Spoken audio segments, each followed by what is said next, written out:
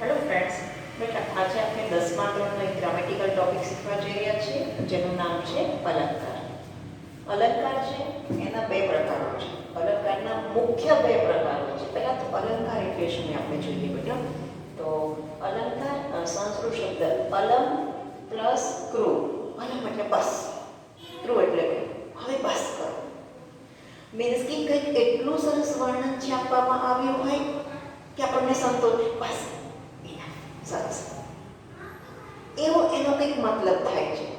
હવે જો બેટા આપણે બહુ બધા અલંકાર શાસ્ત્રીઓ છે થઈ ગયા છે. સંસ્કૃતમાં અલંકાર છે એનો કંઈક આખો અલગ મતલબ થાય છે કે જે બી સાહિત્ય છે એની ઉપર જે મીમાંસા કરવામાં આવે છે, કંઈક લખવામાં આવે છે, એમાં કેવા શબ્દ પ્રયોગો છે, શું પ્રશંસનીય છે, એને અલંકાર શાસ્ત્રીય કહેવામાં આવે. પણ અહીં એનો અલગ મતલબ થાય છે ગુજરાતીની અંદર. તમારા ટેક્સ્ટબુકના બેટા સૌથી અગત્યના બે ટોપિક ગ્રામેટિકલ એ અલંકાર અને છંદ છે. આ છંદ સૌથી અઘરો ટોપિક છે અને છેલ્લેથી બીજા નંબર પર આના કરતાં થોડો ઓછો અઘરો એટલે આપણા અલંકાર. તો આ છંદ માટે એવું કહેવાય છે, બહુ બધા છંદશાસ્ત્રીઓ અલંકાર શાસ્ત્રીઓ છે આની માટે બહુ સરસ મજાના શબ્દો વાપર્યા છે. શું બેટા? તો કે છંદ છે એ સાહિત્ય છે, એનું નર્તન છે. છંદ એ શું છે બેટા? તો કે છંદ એ સાહિત્યનું નર્તન છે. તો અલંકાર છે એ સાહિત્યના આભૂષણો છે. તો આ મેં તમને શા માટે સમજાવી રહી છું બેટા? તમને ક્યારેય પૂછાવાનું નથી અલંકાર એટલે શું. પણ આપણે બેટા 10th સ્ટાન્ડર્ડના સ્ટુડન્ટ અલંકાર નામનો ટોપિક સમજી જઈએ, આપણને આ બધા જ અલંકારો આવડી જાય, બોર્ડની પરીક્ષા આપી દઈએ, આપણને 2 પોઈન્ટનું વેટેજ છે, 2 માર્ક્સ આવી જાય. પણ પછી આપણને કોઈ એવું પૂછે કે અલંકાર એટલે શું, એ નથી ખબર, તો આપણી માટે બેટા શરમજનક કહેવાય. એટલે જનરલ નોલેજ માટે આટલું જરૂરી છે કે અલંકાર એટલે અલમ પ્લસ ક્રુ. અલમ કરતા બસ ક્રુ. બહુ સરસ મજાનું કહી દીધું. પછી તો છંદ છે એ ભાષાનું નર્તન છે, સાહિત્યનું નર્તન છે. સાહિત્યમાં બેટા ગદ્ય પદ્ય બંને આવી જાય, એ સાહિત્યનું નર્તન છે. તો અલંકાર છે એ સાહિત્યના આભૂષણો છે. આપણે બેટા જાણી શકીએ છીએ કે લગભગ બધા જ વ્યક્તિઓ છે, પ્રાણી, પશુ, મનુષ્ય, બધાને ઈશ્વરે સુંદર બનાવ્યા છે. બધા મનુષ્યોને સુંદર બનાવ્યા છે, એ સારા જ લાગતા હોય. પણ એ વાત આપણે ભૂલવી ન જોઈએ કે જો અલંકાર ધારણ કરે છે તો એ વધારે સુંદર લાગે છે, એની સુંદરતામાં અભિવૃદ્ધિ કરે છે અલંકાર. બસ એવી રીતે બેટા દરેકે દરેક સાહિત્ય સુંદર છે, પરંતુ જો એ સાહિત્યની અંદર આલંકારિક ભાષા વાપરવામાં આવે, અલંકાર યુક્ત લખવામાં આવે તો એ ભાષા વધારે શોભી ઉઠે છે. આ થયું બેટા અલંકારોનું આપણા સાહિત્યમાં હેતુ. શા માટે, કયા હેતુથી આપણે અલંકાર શીખવાના, કયા હેતુથી જે તે કવિ લેખક આલંકારિક ભાષા પ્રયોજે છે? તો કે છે એ ભાષા વધારે સુંદર લાગે, વધારે વાંચવી ગમી જાય, મનમાં પસંદ પડી જાય, એટલા માટે અલંકાર. ઓકે, ને હવે આપણે જોઈએ છીએ અલંકાર છે એના બે મુખ્ય પ્રકારો છે. કયા કયા? તો કે છે શબ્દાલંકાર અને અર્થાલંકાર. કેટલા મુખ્ય પ્રકારો છે બેટા એના? તો કે છે બે મુખ્ય પ્રકારો. કયા કયા? શબ્દાલંકાર અને અર્થાલંકાર. આવા બે મુખ્ય પ્રકારો છે. એમાંથી તમે આસાનીથી બેટા કહી શકશો કે શબ્દ વધારે મહત્વનો હોય કે અર્થ? જેવી રીતે આપણું શરીર વધારે અગત્યનું હોય કે આત્મા? આત્મા વધારે, તો અર્થ વધારે મહત્વનો છે. એટલા માટે અર્થાલંકારો તમારા મોસ્ટ વેરી મોસ્ટ આઈપી અલંકાર. અને એ અર્થાલંકારના 9 જેટલા અલંકારો છે આપણા પાઠ્યપુસ્તકમાં છે. બાકી તો બેટા અલંકારોનો પાર નથી, 60 જેટલા. બહુ જુદા જુદા જેને કે પુસ્તકો જેમ જેમ રીડ કરીએ છીએ એમ એમ અલંકારોની સંખ્યા છે એ કેટલી છે, ઓછી છે, વધારે છે, એના કરતાં વધારે, કેટલાક ને એના કરતાં વધારે. તો 60 જેટલા અલંકારો છે. એમાંથી અહીંયા આપણે 9 અલંકારો શીખશું, અલંકારના 9 પ્રકાર શીખશું. અને શબ્દાલંકાર છે એના પણ કેટલા બધા પ્રકારો છે, એમાંથી આપણે 4 પ્રકારો શીખવાના છે. તો મેં બેટા પહેલા જ તમને છે એ વર્ણવી દીધું છે, જણાવી દીધું છે કે અર્થાલંકાર વધારે મહત્વના છે. એટલા માટે આપણે અર્થાલંકારો પહેલા શરૂ કરીએ છીએ. મોટા ભાગે તમને અર્થાલંકાર પૂછાતા. હવે અલંકાર બેટા આપણને કેવી રીતે પૂછાય છે, ધ્યાનથી સાંભળજો દરેક વચ્ચે. તો આપણને કોઈ ઉદાહરણ આપેલું હોય અને ઉપર કીધું હોય કે નીચે આપેલું ઉદાહરણનો અલંકાર ઓળખાવો, તો આ ઉદાહરણ કયા અલંકારનું છે આપણે જણાવવાનું રહે. અથવા આમાંથી કોઈ અલંકારનું નામ આપ્યું, દાખલા તરીકે ઉપમા અલંકાર, એનું એક ઉદાહરણ લખો, તો આપણે ઉદાહરણ આપવું પડે. તો આ ઉદાહરણ આપો એવું છે ને બેટા, એ તો કદાચ વિદ્યાર્થીઓ છે આટલા 9 અલંકારો અને આટલા 4 અલંકારો, આ 13 અલંકારો છે તો એક એક ઉદાહરણ પાકું કરી નાખે છે તો 1 માર્ક્સ મળી જાય છે. પણ આમાંથી કોઈ પણ ઉદાહરણ આપ્યું હોય અને એનું એ કયા અલંકારનું છે જણાવવાનું, તો આપણે બેટા બધા જ અલંકારો ખૂબ સરસ રીતે શીખવા પડશે, સમજવા પડશે, દિમાગમાં ઉતારવા, તો ને તો જ આપણા બંને માર્ક્સ છે સલામત છે. ઓકે, આપણે બેટા જોઈએ છીએ કે અર્થાલંકાર, શબ્દાલંકાર કરતા અર્થાલંકાર વધારે મહત્વના છે. પહેલા તો શબ્દાલંકાર એટલે શું ને અર્થાલંકાર એટલે શું જરા જોઈએ. તો શબ્દ દ્વારા જે ચમત્કૃતિ સાધે છે તેને શબ્દાલંકાર કહેવામાં આવે છે, ને અર્થ દ્વારા જે ચમત્કૃતિ સાધે છે એને અર્થાલંકાર કહેવામાં આવે છે. તો મેડમ આ તો બધું બહુ બરાબર સમજાયું ને, તો એના કરતાં ઈઝી જોઈએ આપણે. આમ આપણે રીડ કરીએ છીએ, વાંચીએ છીએ અને શબ્દોની ગોઠવણ જ એવી હોય છે આપણે ખુશ થઈ જઈએ તો એને શબ્દાલંકાર. શબ્દ જોઈ આને આપણે ઇમ્પ્રેસ થઈએ છીએ, એનાથી આકર્ષાઈએ છીએ તો એ શબ્દાલંકાર છે. અને શબ્દ વાંચ્યા પછી એનો અર્થ સમજીએ છીએ પછી વાવ એવું આપણાથી બોલાઈ જાય છે તો સમજવું એ આપણો અર્થાલંકાર છે. હવે શબ્દાલંકારની બીજી કઈ ઓળખ છે, ધ્યાનથી સાંભળજો દરેક સ્ટુડન્ટ. શબ્દાલંકાર છે એમાં શબ્દો જો બદલી નાખવામાં આવે, ફેરવી નાખવામાં આવે તો શબ્દાલંકાર મટી જાય છે, દૂર થઈ જાય છે, નાશ પામી જાય છે. જ્યારે અર્થાલંકાર શબ્દો બદલશો તો પણ એનો અર્થ સચવાતો હશે તો અર્થાલંકાર રહેશે, આમ નહીં રહે. મત પડે છે. હવે આપણે જોઈએ આના કરતાં આ અલંકાર વધારે અગત્યના છે. આ જે સિક્વન્સ તમને આપી છે, ક્રમ જે આપ્યો છે, આ ક્રમની અંદર બેટા સૌથી અગત્યના ઉપર અલંકારો આપણને આપ્યા છે. આ બધા જ અલંકાર સાદ્રશ્ય મૂલક અલંકારો આમાંથી કેટલાક છે. સાદ્રશ્ય મૂલક એટલે જેમાં ઉપમેય અને ઉપમાન હોય, સરખામણીનો ભાવ હોય, એને સાદ્રશ્ય મૂલક અલંકાર કહેવાય. જોઈએ આ બધું વાતોથી નહીં, થોડું ઉદાહરણથી સમજીએ વધારે સારું પડશે. ઉપમા અલંકાર, પહેલો આપણો અલંકાર કયો છે બેટા, તો કે ઉપમા અલંકાર. હવે ઉપમા અલંકાર કોને કહેવામાં આવે છે? તો પહેલા હું તમને એકદમ સરસ, એકદમ ઇઝીલી સમજાવું છું. બાળક ફૂલ જેવું કોમળ છે.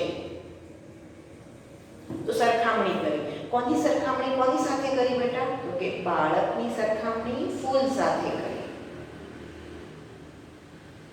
તો આવી રીતે એકની સરખામણી બીજા કોઈની સાથે કરવામાં આવે છે ત્યારે ઉપમા અલંકાર બને છે. સાદ્રશ્ય મૂલક છે કારણ કે સરખામણીનો ભાવ છે. હવે આપણું બહુ જ જૂનું પુરાણું ને બહુ જ સાહિત્યિક ફેમસ થયેલું, પ્રસિદ્ધ થયેલું એવું ઉદાહરણ લઈએ. દમયંતીનું મુખ ચંદ્ર જેવું સુંદર છે. તો કોની સરખામણી કોની સાથે કરવામાં આવી, તો કે છે દમયંતીના મુખની સરખામણી ચંદ્ર સાથે કરવામાં આવી છે. એટલા માટે એ ઉપમા અલંકાર છે. હવે બીજી રીતે એકદમ પરફેક્ટ વ્યાકરણને લગતી વ્યાખ્યા આપણે જોઈ હોય તો જ્યારે ઉપમેયની સરખામણી ઉપમાન સાથે કરવામાં આવે છે ત્યારે તેને ઉપમા અલંકાર કહે છે. તો મેડમ આ બધું શું છે? આ ઉપમેય શું છે, ઉપમાન શું છે, વાચક પદો શું છે, સાધારણ ધર્મ શું છે, એ બધું આપણે સમજીએ છીએ. બહુ જ બહુ જ સારું કરીને હું તમને સમજાવવાની ટ્રાય કરું, જરા જોજો. અહીંયા ઉદાહરણ લઉં છું, સ્પેશિયલી મોટા અક્ષરથી તમને સરસ રીતે સમજાય એટલા માટે.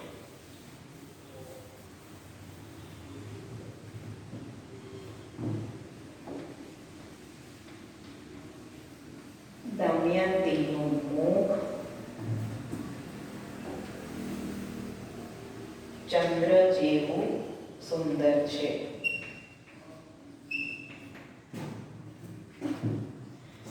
જેમાં 4 અંગો હોય. કયા કયા 4? ઉપમેય, ઉપમાન, ઉપમાવાચક પદ અને સાધારણ ધર્મ.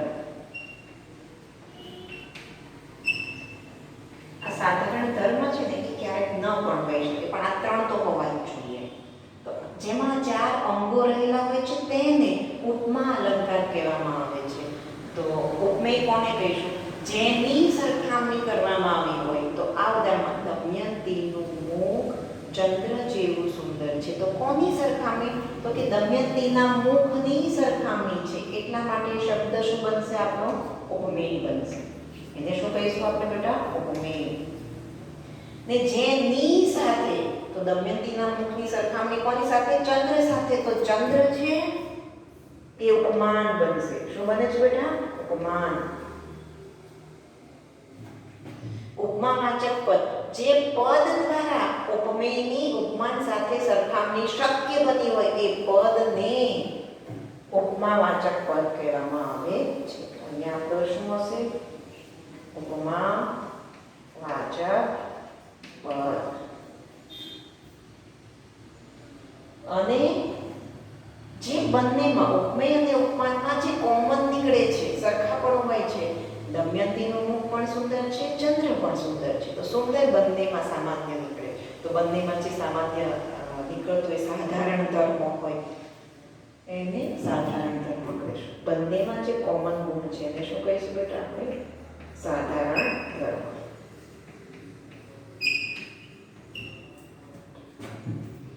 ફરી વખત ધ્યાનથી સાંભળજો દરેકે દરેક સ્ટુડન્ટ બેટા. ઉપમા અલંકાર કોને કહેવામાં આવે છે? જેમાં ઉપમેય, ઉપમાન, ઉપમાવાચક પદ અને ક્યારેક સાધારણ ધર્મ આવા 3 કે 4 એવા અંગો જે આવેલા હોય એને ઉપમા અલંકાર કહેવામાં આવે છે.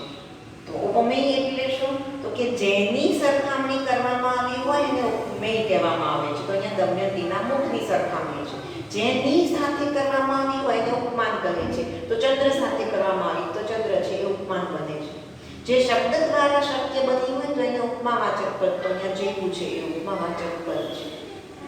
ઉપમેય અને ઉપમાન બંનેની વચ્ચે છે એ જે સામાન્ય નીકળતું હોય, કોમન નીકળતું હોય એને સાધારણ ધર્મ કહેવામાં આવે છે. આ બેટા માઇન્ડ, આ સાધારણ ધર્મ છે એ કેટલાક વાક્યમાં હોય પણ ખરો, કેટલાકમાં ન પણ હોય. ન હોય તો પણ આ 3 અંગો દ્વારા પણ ઉપમા અલંકાર બને છે જ. સમજ પડે છે? આ જ વાક્ય છે, દમયંતીનું મુખ ચંદ્ર જેવું છે, એમ પણ કહી શકાય છે. સુંદર આપણે જાતે સમજી લે છે. યસ, દમયંતીનું મુખ ચંદ્ર જેવું છે, મીન્સ સુંદર છે. ચંદ્ર સુંદર છે, ખબર છે આપણને બધા. તો ક્યારેક બેટા શું નથી જોવા મળતું? તો કે સાધારણ ધર્મ નથી જોવા મળતો, તો પણ એ આપણો ઉપમા અલંકાર છે. આ છે બેટા આપણો ઉપમા અલંકાર. હું તમને બીજા કેટલાક ઉદાહરણો આપું છું, ધ્યાનથી સાંભળજો. હરિવદનેનું મુખ કમળવત સુંદર. કમળવત, વત એટલે જેવું. હરિવદનેનું મુખ છે એ કમળ જેવું સુંદર છે, એવું આપણને કીધું. Okay, next. બાળક ફૂલ જેવું કોમળ છે. તો બાળકે શું બન્યું? તો કે ઉપમેય બન્યું. ફૂલે શું બન્યું? ઉપમાન બન્યું. બંનેમાં કોમન શું છે? સુંદર, કોમળ. તો કોમળ છે સાધારણ ધર્મ, જેમાં 4 અંગો છે, એટલા માટે એ આપણો ઉપમા અલંકાર બને છે. અમિતાભ બચ્ચન તાડ જેવો ઊંચો છે. તો કોની સરખામણી કોની સાથે થઈ? તો કે અમિતાભ બચ્ચનની સરખામણી તાડ વૃક્ષ જે બહુ ઊંચું હોય છે એની સાથે થઈ. તો ઉપમેય છે, ઉપમાન છે. જેવો એ ઉપમાવાચક પદ છે. ઊંચો, બંને ઊંચા છે સાધારણ ધર્મ જોઈ શબ્દ થયો. તો એ છે આપણું ઉપમા અલંકારનું ઉદાહરણ.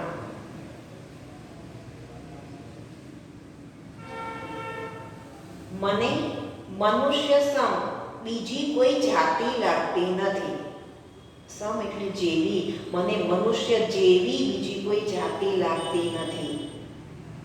તો મનુષ્ય અને બીજી જાતિ, ઉપમેય અને ઉપમાન સમ છે એ વાચક પદ છે. તો એ પણ આપણું ઉપમા અલંકારનું ઉદાહરણ છે. હવે જેમાં ઉપમેયની સરખામણી ઉપમાન સાથે કરવામાં આવે છે એને ઉપમાવાચક પદ કહેવામાં આવે છે. હું તમને બેટા ઉદાહરણ આપીશ, તમારો આન્સર છે. તમારી જાતે બેટા વિડીયો જોતા જોતા માર્ક કરજો તમને ઉપમા અલંકાર આવડ્યો છે કે નહીં. શું હું વાક્ય બોલીશ, તમારો ઓપ્શન 2 જ હશે. ઉપમા અલંકાર છે, હા, કાં તો ના, નથી. ફરી સમજાવું, ઉપમા અલંકાર કોને કહેવાય? એકની સરખામણી બીજા સાથે થઈ હોય, જેમાં ઉપમેય, ઉપમાન, વાચક પદ ને ક્યારેક સાધારણ ધર્મ હોય છે, નથી પણ હોતું. જેમ આવું કંઈ નહીં હોય, સિમ્પલ વાક્ય હશે, એ આપણું ઉપમા અલંકારનું ઉદાહરણ નહીં હોય. ઓકે, ઉદાહરણ છે. યસ્યાનો જરા પોતાની સેલ્ફ ઇવેલ્યુએશન કરજો, જરા પોતાની જાત ચકાસણી કરજો.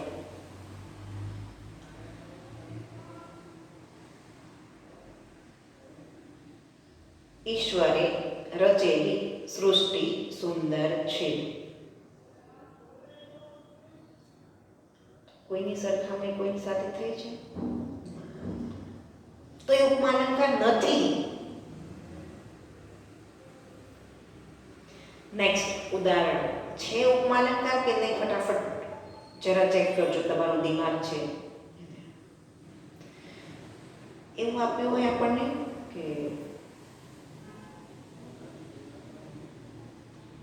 આપણા વિદ્યાર્થીઓ સ્વર્ગના વિદ્યાર્થીઓ જેવા હોશિયાર છે. યસ, કોની સરખામણી કોની સાથે કરવામાં આવી? તો કે આપણા ક્લાસના વિદ્યાર્થીઓની સરખામણી છે સ્વર્ગના દેવો સાથે કરવામાં આવી. જેવું એવો શબ્દ વાચક પદ પણ આવે, સુંદર એવું પણ આવે, તો એ આપણો ઉપમા અલંકાર છે. ઓકે, હવે હું માનું છું કે તમને ઉપમા અલંકાર આવડી જ ગયો હશે. પેલું રતિલાલ બોરીસાગર છે એ પાઠની અંદર કહે છે કે તમે માળાની જેમ ગળામાં દોરી લટકાવજો. માળા, દોરી, માળાની સરખામણી દોરી સાથે કરવામાં અને જેમ જેવો એવો શબ્દ આવે એટલા માટે એ ઉપમા અલંકાર છે. તો અહીંયા પૂરો થયો બેટા આપણો ઉપમા અલંકાર. અને હવે જઈએ છીએ આપણે બહુ જ અગત્યનો બીજા નંબરનો અલંકાર જેનું નામ છે ઉત્પ્રેક્ષા અલંકાર. હવે આ બેટા મેં રદ કરી દઉં છું ને અહીંયા માત્ર ને માત્ર સિમ્પલ આનું ઉદાહરણ છે આપણે લખશું. ઓકે, આ તમને આ બધા જ અંગો છે એ ઉપમા અલંકારના સમજાવવા માટે મેં અહીંયા આ ઉદાહરણ છે એ સરસ રીતે લખ્યું હતું.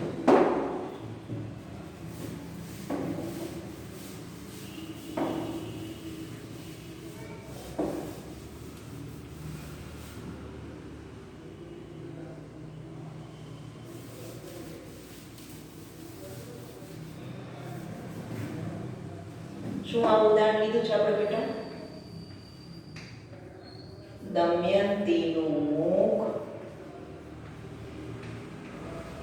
ચંદ્ર જેવું સુંદર છે.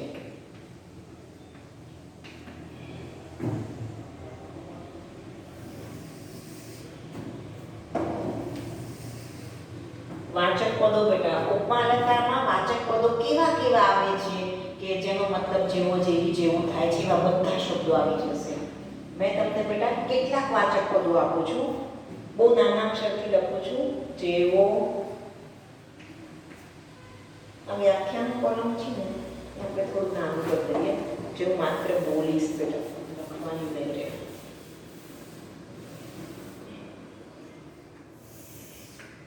અને વ્યાખ્યા છે ને એ તો બેટા તમને ટેક્સ્ટ ડાયજેસ્ટ બધામાંથી મળી રહેવાની છે, ટેન્શન નહીં લેવાનું. જેવો, જેવી, જેવું, જેમ, સમાન, સદૃશ, પ્રમાણે, પેઠે, માફક, સમ, શી, વત, વતી, વધુ વગેરે વગેરે શબ્દો. હવે જો આ બધાના ઉદાહરણો છે આપણે જરા જોઈએ.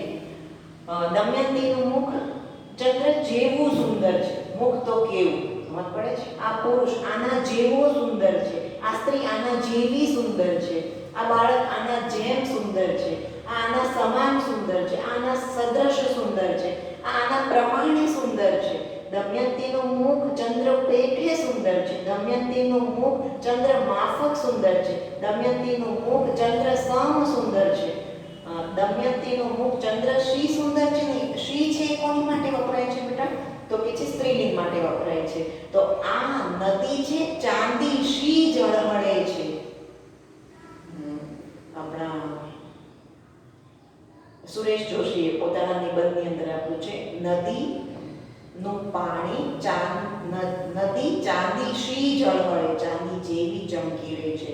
તો આ શ્રી છે જેવી એનો મતલબ થાય છે. પછી દમયંતીનું મુખ ચંદ્ર વત સુંદર છે, ચંદ્ર સમાન સુંદર છે. તો આ બધા શબ્દો શું છે બેટા? એકબીજાના સમાનાર્થી છે, એકની સરખામણી બીજા સાથે કરવા માટે વપરાતા શબ્દો છે. એ પછી સ્ત્રીલિંગ, પુલ્લિંગ, નપુંસકલિંગ માટે થોડો ફેરફાર હોય છે. ને હવે બેટા આપણે જઈએ છીએ ફાઇનલ બીજા અલંકારમાં, જેનું નામ છે ઉત્પ્રેક્ષા અલંકાર. આગળ આપણો બેટા ઉત્પ્રેક્ષા અલંકાર.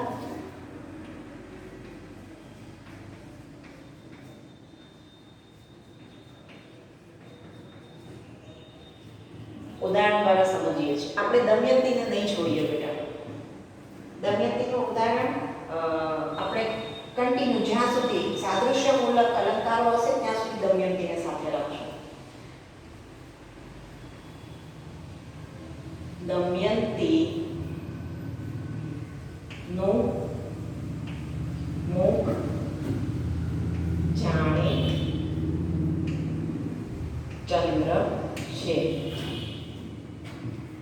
તો મેડમ આ તો અહીંયા કહ્યું કે દમયંતીનું મુખ ચંદ્ર જેવું સુંદર છે, અહીંયા કહ્યું દમયંતીનું મુખ જાણે ચંદ્ર. અહીંયા ઉપમેયની સરખામણી ઉપમાન સાથે થાય ત્યારે ઉપમા અલંકાર. અહીંયા તો ઉપમેય છે એ ઉપમાન જ છે તેવું કહી દેવામાં આવે છે ત્યારે, સંભાવના દર્શાવવામાં આવે છે ત્યારે આપણો ઉત્પ્રેક્ષા અલંકાર બને છે. ઉત્પ્રેક્ષા અલંકાર બેટા ક્યારે બને છે? તો કે છે આ ઉપમેય છે એ જાણે કે ઉપમાન છે એવું કહી દેવામાં આવે. આ શું છે બેટા? અહીંયા લખું છું ઉપમેય. દમયંતીનું મુખ છે અને ચંદ્ર શું છે બેટા? ઉપમાન. જ્યારે દમયંતીના મુખમાં અને ચંદ્રમાં વધારે સમાનતા દેખાય છે, દમયંતીનું મુખ તો જાણે ચંદ્ર, તો એ આપણો ઉત્પ્રેક્ષા અલંકાર. ઉત્પ્રેક્ષા અલંકાર બેટા ઓળખાવવું વધારે સહેલો પડે છે, કારણ કે એમાં બેટા ત્રણ કે ચાર શબ્દો છે. એવા વાચક પદો જો આપણે જોઈએ વાક્યમાં, દાખલા તરીકે જાણે,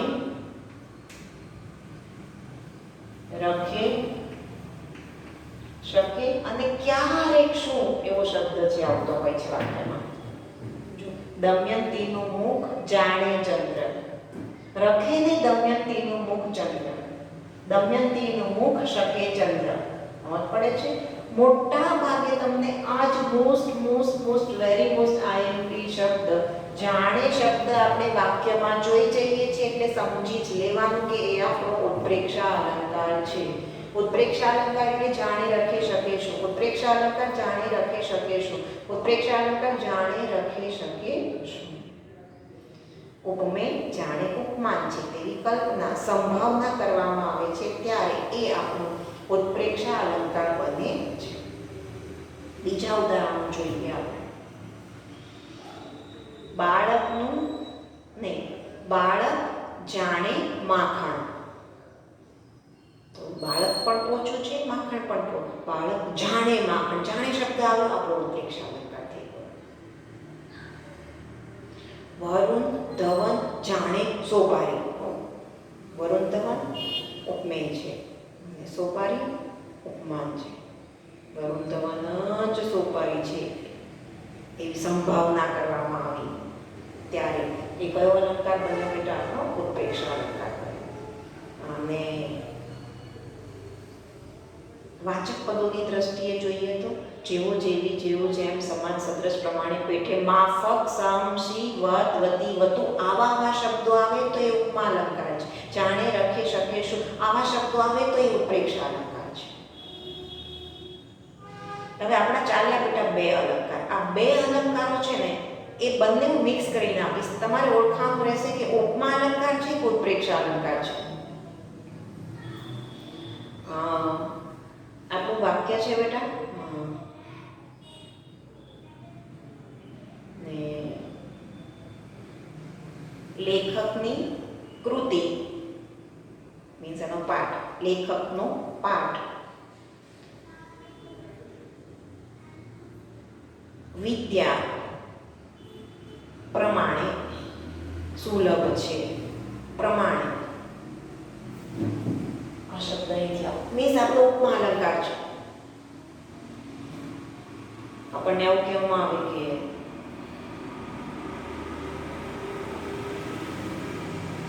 આકાશ જાણે સર્વસ્વ. તો આકાશ અને સર્વસ્વ ઉપમેય અને ઉપમાન જાણે આવું એટલે આપણો કયો અલંકાર બન્યો બેટા? તો કે છે ઉત્પ્રેક્ષા અલંકાર.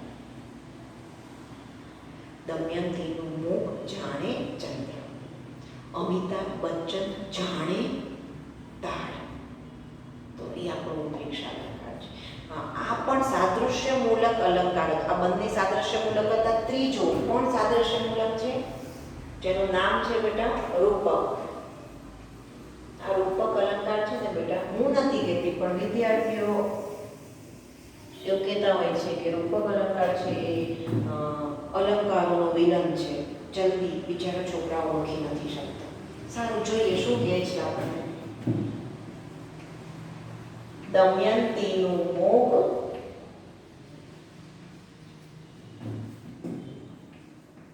તો ચંદ્ર.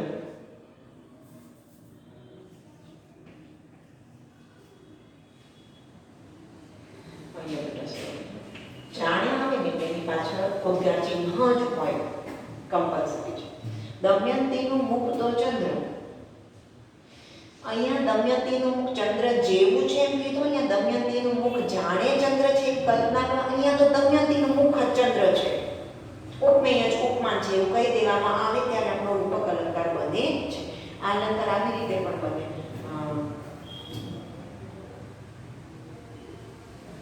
અહીંયા લખીએ દમયંતીનું મુખ ચંદ્ર સુંદર છે. રૂપક અલંકાર કયા શબ્દમાં છે? અહીંયા દમયંતીનું મુખ ચંદ્ર મીન્સ દમયંતીનું મુખ જ ચંદ્ર એવું કહી દેવામાં આવ્યું છે. એટલા માટે એ રૂપક અલંકાર છે. પૃથ્વી વલ્લભ કનૈયાલાલ મુનશીની ધી બેસ્ટ કૃતિ પૃથ્વી વલ્લભમાં એક રૂપક અલંકારનું મસ્ત ઉદાહરણ આવે છે. મુંજે એક હાસ્ય બાણ છોડ્યું. તો મુંજનું હાસ્ય છે એ બાણ જેવું છે એવું ના કીધું. મુંજનું હાસ્ય છે જાણે બાણ એવું ના, મુંજનું હાસ્ય જ બાણ એવું કહી દીધું એટલે આપણો રૂપક અલંકાર બન્યો.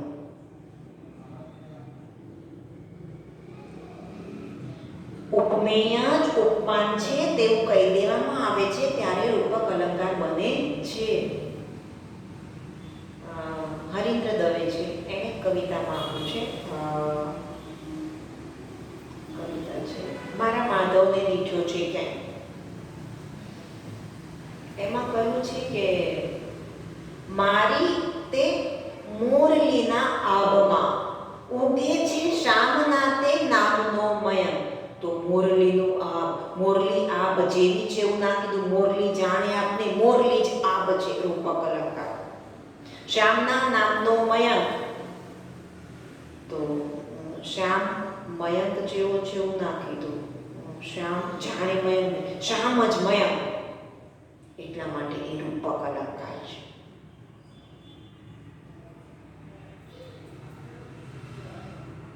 અમિતાભ બચ્ચન તાળ છે, રૂપક અલંકાર બની ગયો.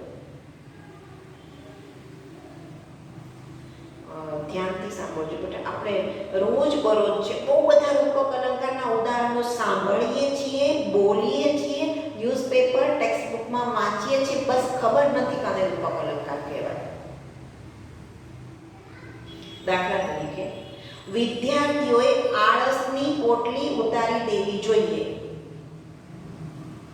તો આળસ એ પોટલી જેવું છે એવું ના કીધું, આળસ જાણે પોટલી, આળસ જ પોટલી, એટલે થઈ ગયો આપણો રૂપક અલંકાર.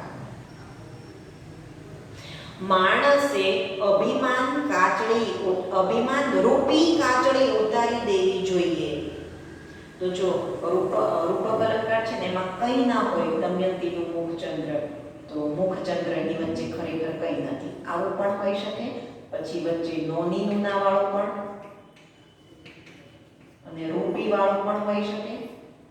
મેં અત્યારે જ ઉદાહરણ રૂપી આપ્યું એ કે માણસે અહંકાર રૂપી કાચળી ઉતારી નાખવી જોઈએ. ઇન શોર્ટ, ઉપમેય જ ઉપમાન છે તેવું કહી દેવામાં આવે આવી કોઈ પણ બાબત દ્વારા, ત્યારે એ આપણો રૂપક અલંકાર બને છે. આપણા 3 અલંકાર ચાલ્યા બેટા. કયા કયા? ઉપમા અલંકાર, ઉત્પ્રેક્ષા અલંકાર અને રૂપક અલંકાર.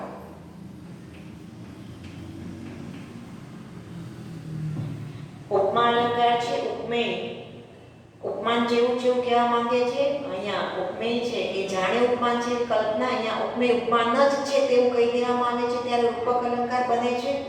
હવે 3 અલંકાર જે ચાલ્યા એમાંથી હું ઉદાહરણ આપું છું. આ 3માંથી એક ઓપ્શન તમારો સાચો હશે. શેનું ઉદાહરણ છે? ઉપમાનું છે, ઉપમેયનું છે, રૂપકનું છે, ઉત્પ્રેક્ષાનું તમારે કહેવાનું રહેશે.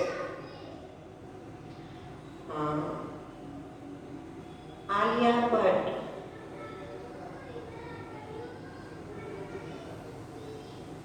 ગરોળી જેવી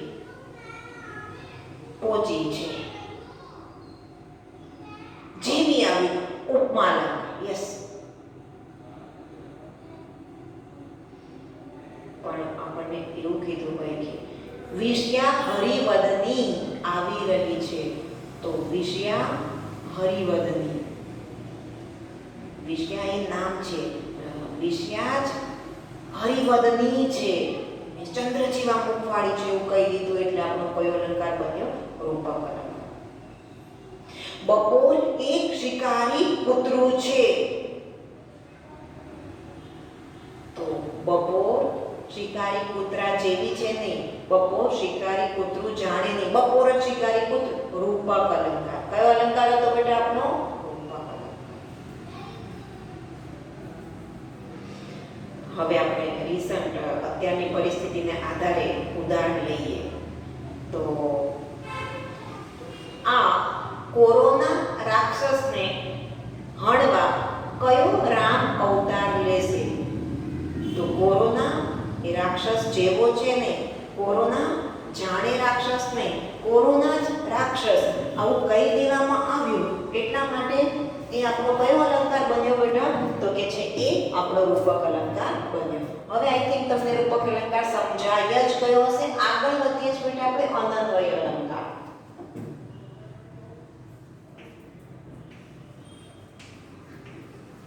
અનન્વય અલંકાર છે એ કોને કહેવામાં આવે છે? તો કે અન્ય નહીં તે અનન્વય અલંકાર.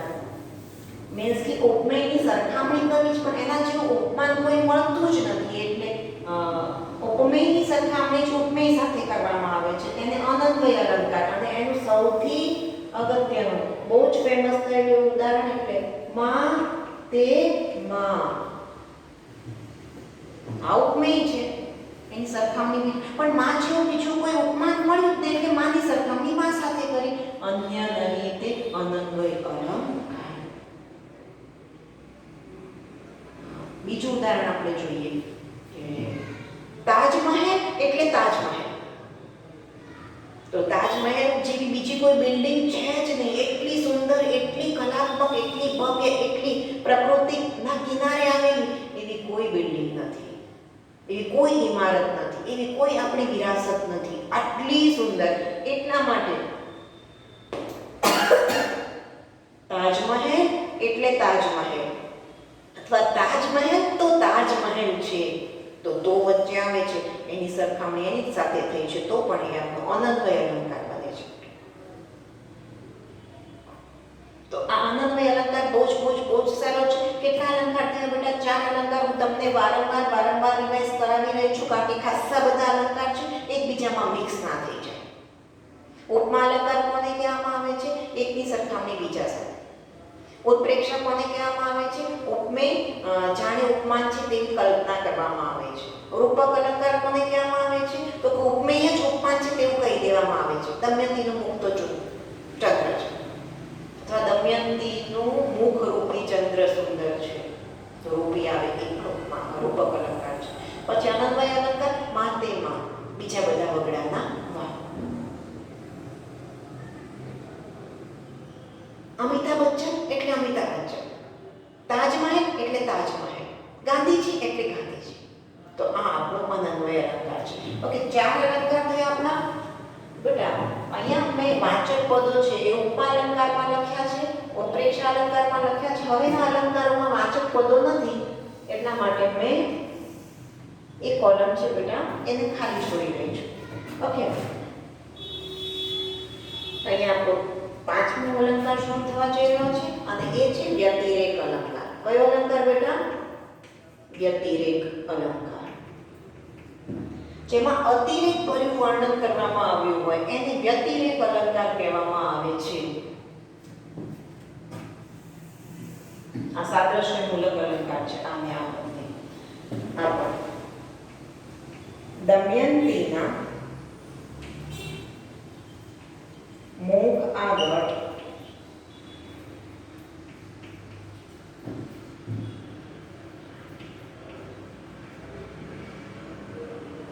ચંદ્ર પણ નિસ્તેજ. એકચ્યુઅલી તો અહીંયા ઉદ્ગાર છે. કેમ ઉદ્ગાર છે? આ દમયંતીનું મુખ શું છે બેટા? તો કે છે ઉપમેય છે. ચંદ્ર શું છે? ઉપમાન છે. હંમેશા જેની સાથે સરખામણી થાય છે વધારે સુંદર હોય છે. દમયંતીના મુખ પાસે ચંદ્ર છે વધારે સુંદર હોય પણ આપણને ઉલટું કહેવામાં આવે છે કે આ ઉપમાન કરતા પણ ઉપમેય વધારે સુંદર છે. દમયંતીના મુખ આગળ ચંદ્ર પણ નિસ્તેજ. આવું વધારે પડતું વર્ણન જ્યારે કરવામાં આવે છે ત્યારે વ્યતિરેક અલંકાર બને છે. ખરેખર એવું હોતું નથી પણ કહેવામાં આવે છે. દાખલા તરીકે ગડગડાટ કરતા એવા વાદળોનો અવાજ સાંભળીને પૃથ્વીમાંથી કોટા ફૂટ્યા. અવાજ સાંભળીને થોડા કોટા ફૂટે. વરસાદ આવવો જોઈએ, ધરતી પર પડવો જોઈએ, 2-4 દિવસ થવા જોઈએ, અંદર દાણા વાવેલા હોવા જોઈએ તો ઉગે છે. પણ આ તો વ્યતિરેક અલંકાર છે. સમજ પડે છે? એ કહી શકે છે. તો ઉપમેયને ઉપમાન કરતા ચડિયાતું દર્શાવવામાં આવે છે ત્યારે આપણો વ્યતિરેક અલંકાર બને છે. આપણું ઉદાહરણ હજુ એક લઈએ છીએ, ધ્યાનથી સાંભળજો. બાળક પાસે માખણ પણ કઠોર.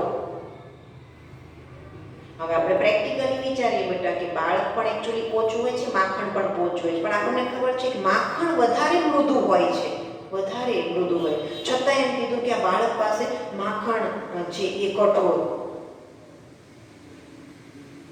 તો આવી જ્યારે વાત કરવામાં આવે, ઉપમેયને ચડિયાતું દર્શાવવામાં આવે કોના કરતા? ઉપમાન કરતા, ત્યારે એ આપણો કયો અલંકાર બને છે બેટા? વ્યતિરેક અલંકાર બને છે.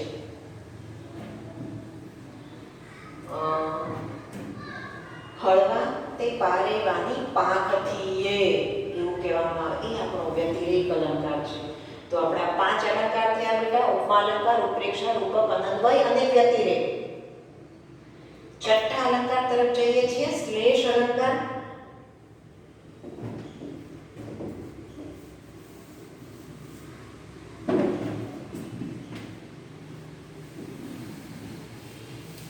બેટા શ્લેષ અલંકાર છે ને, એને કેટલાક લોકો છે એ શબ્દાલંકારમાં પણ એની ગણતરી કરે છે ને કેટલાક છે આપણને અર્થાલંકારમાં આપે છે. આપણી ડાયજેસ્ટમાં અર્થાલંકારમાં આપી છે, એટલા માટે આપણે અર્થાલંકારમાં લઈએ છીએ. બાકી તો શ્લેષ અલંકાર ખરેખર એ શબ્દાલંકારમાં જ આવવું જોઈએ. શ્લેષ અલંકાર, શ્લેષ અલંકાર કોને કહેવામાં આવે? તો કે એક વાક્ય હોય, ઉદાહરણ હોય, દૃષ્ટાંત હોય. દ્રષ્ટાંત ના બોલાય બેટા, દૃષ્ટાંત બોલાય. શું બોલાય? દૃષ્ટાંત બોલાય. દ્રષ્ટાંત તો આને કહેવાય. આમ લખીએ છીએ આપણે દ્રષ્ટાંત, તો કે ના, નથી લખતા. તો આપણે દ્રષ્ટાંત બોલીએ છીએ, દૃષ્ટાંત એવું બોલવું જોઈએ. એ જ સાચી વસ્તુ છે. દ્રષ્ટાંત લઈએ બેટા શ્લેષ અલંકારનો. તો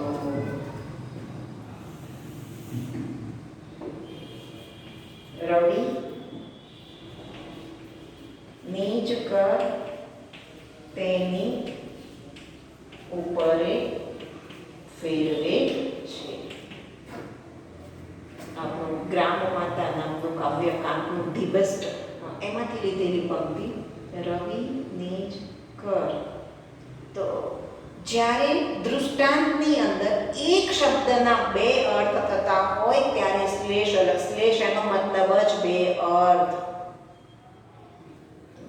કર ના કયા કયા 2 મતલબ થાય છે?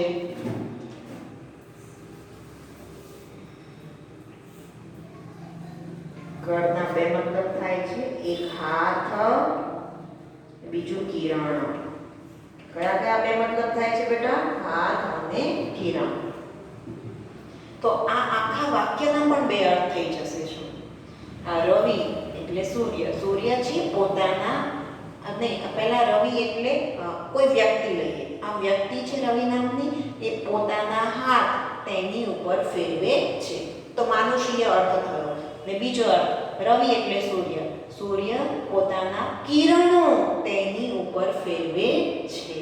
તો એક શબ્દના 2 અર્થ હોવાને કારણે આખા વાક્યના પણ 2 અર્થ અથવા એકથી વધારે અર્થ થઈ જતા હોય તેને જ શ્લેષ અલંકાર કહે છે.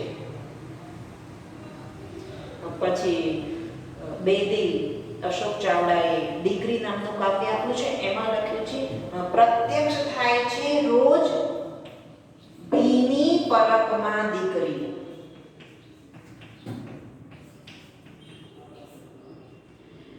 તો અહીંયા પલક છે ને, એના 2 અર્થ થાય છે. પલક એટલે ક્ષણ, અને પલક એટલે આંખનો પલકારો.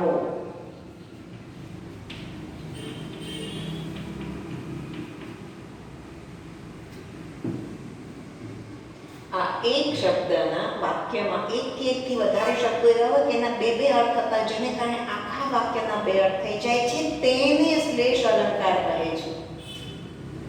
ભીની ક્ષણ કોઈની યાદ સાથેની, અને પછી ભીની આંખના પલકારામાં દીકરી પ્રત્યક્ષ થાય છે. એના પણ 2 અર્થ થઈ ગયા.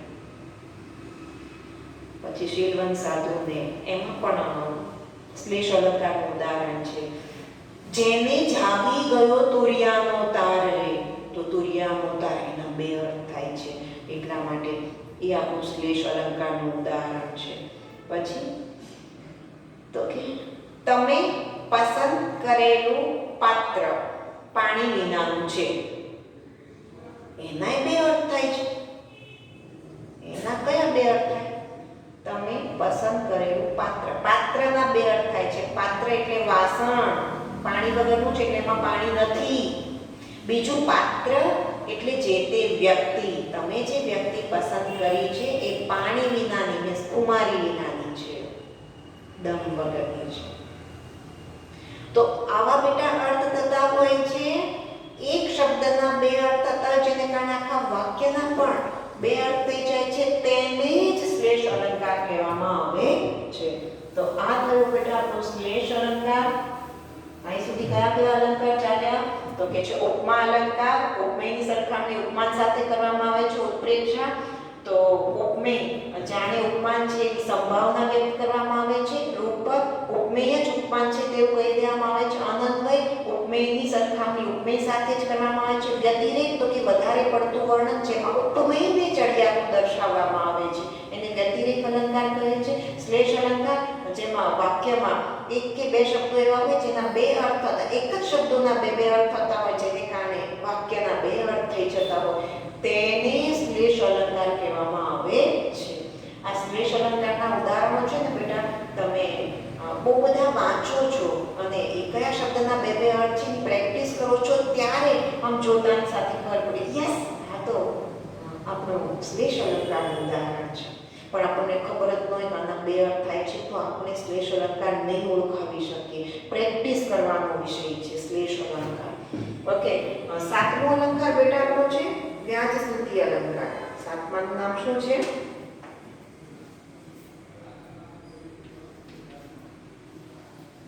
વ્યાજ સ્તુતિ.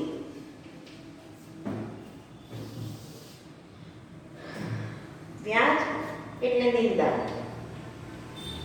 સ્તુતિ એટલે પ્રશંસા.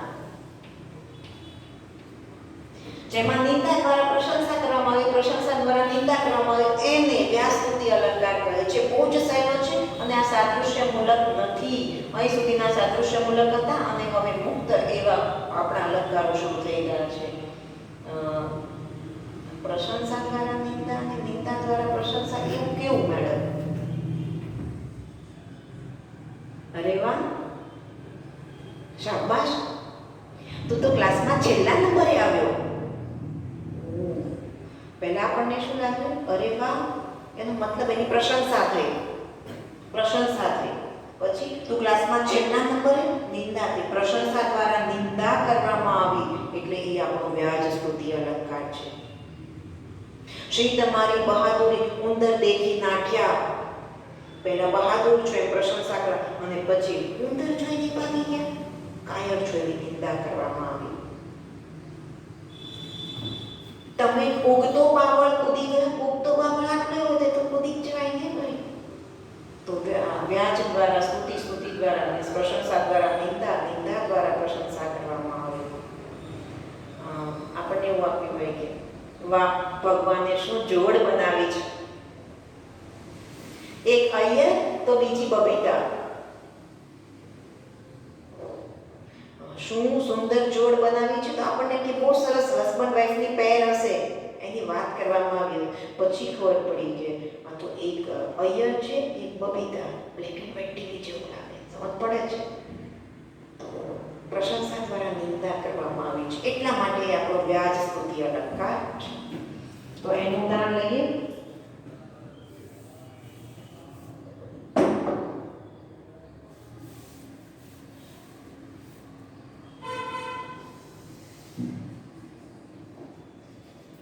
શ્રી તમારી બહાદુરી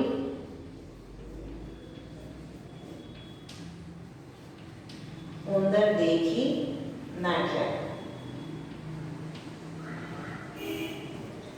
ઓકે, અહીંયા પણ આ બધા જ અલંકારની અંદર બેટા વાચક પદો નથી એટલે ડેશ ડેશ ડેશ.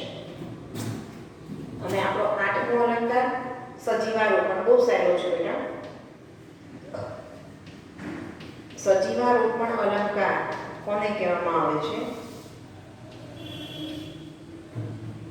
તો કે છે જ્યારે કોઈ વસ્તુ, પદાર્થ કે પ્રકૃતિના તત્વને મનુષ્ય જેવી ક્રિયા કરતું દર્શાવવામાં આવે, માનુષીય ક્રિયા કરતું દર્શાવવામાં આવે ત્યારે સજીવારોપણ અલંકાર છે. સજીવ જેવું આરોપણ કરવામાં આવે છે. એકચ્યુઅલી સજીવ છે નહીં, એને સજીવારોપણ કહે છે. દાખલા તરીકે વૃક્ષો ઋતુઓની રાહ જુએ છે. આપણા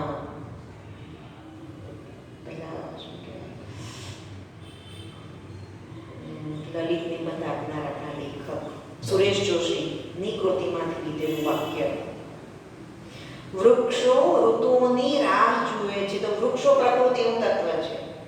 વૃક્ષો છે એને આંખો છે નહીં. એ ઋતુની આમ રાહ જોઈને ઊભા હોય નહીં. રાહ કોણ જુએ તો કે મનુષ્ય. તો વૃક્ષો પ્રકૃતિના તત્વને મનુષ્ય જેવું વર્ણન કરતું દર્શાવ્યું એટલા માટે એ સજીવારોપણ અલંકાર છે. પછી છકડો નામનો પાઠ, એમાં એક બહુ મસ્ત મજાનું ઉદાહરણ. સડક પડખું ફરીને સૂઈ ગઈ છે. સડક એટલે રોડ, રસ્તો, પાથ. રોડ છે એ રાત પડે તો થાકી જાય નહીં, એને ઊંઘ આવે નહીં, એ પડખું ફરી શકે નહીં, એ ઊંઘી શકે નહીં. છતાંય કહેવામાં આવ્યું તો નિર્જીવ પદાર્થ છે, નિર્જીવ વસ્તુ છે, એને સજીવ જેવું વર્ણન કરતું દેખાડવામાં આવે છે. ત્યારે એ કયો અલંકાર બને છે બેટા? સજીવારોપણ અલંકાર બને છે. આ દીકરી બેદિલના ગઝલની અંદર જ સજીવારોપણનું ઉદાહરણ છે. કોઈ વર્ષોથી કોતરે છે ખડકમાં દીકરી. તો ખડકની અંદર દીકરી કોતરી શકાય? ના કોતરી શકાય. એ નિર્જીવ છે, એને સજીવ જેવું વર્ણન કરતું દેખાડ્યું એટલે આપણો કયો અલંકાર બન્યો બેટા? સજીવારોપણ અલંકાર. તો આપણે અહીંયા છે એક ઉદાહરણ લખીએ. કયું લખશું? વૃક્ષો ઋતુઓની રાહ જુએ છે. બીજું લખવું હોય તો સડક પડખું ફરીને સૂઈ ગઈ છે. અહીંયા પણ ડેશ વાચક પદો નથી એટલે બેટા. અને આપણો લાસ્ટ અલંકાર અતિશયોક્તિ. કયો અલંકાર બેટા? અતિશયોક્તિ અલંકાર કોને કહેવામાં આવે છે? અતિશયોક્તિ છે ને બેટા, એના પણ કેટલા બધા પ્રકાર છે, પણ આપણે લોકો છે